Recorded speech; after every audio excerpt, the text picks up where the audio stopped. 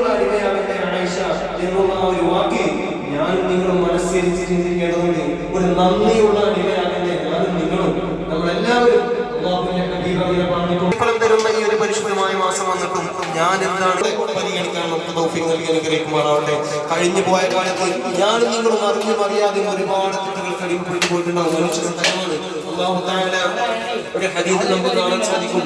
ഒരു സ്വഹാബി നബി സല്ലല്ലാഹു അലൈഹി വസല്ലം പറയുകയാണ്, അല്ലാഹു തആല തന്റെ അടിമ തൗബ ചെയ്യുന്നത് വളരെ ഇഷ്ടമാണ്. എത്രത്തോളം എന്ന് പറഞ്ഞാൽ ഒരാൾ തന്റെ യാത്രാവാഹനവുമായി കൊണ്ട് മരുഭൂമിയോട് നടന്നു പോകുന്ന സന്തോഷമുള്ള സമയം നാം ചെയ്ത തെറ്റിന് നാം അല്ലാഹു തആലയോട് പൊറുക്കൽ തേടുമ്പോൾ അല്ലാഹു തആലക്ക് അത്രയധികം സന്തോഷമാണ്. ഹദീസിന്റെ ഗ്രന്ഥത്തിൽ നമ്മുടെ തൗബകളെല്ലാം സ്വീകരിക്കുമാറാവട്ടെ.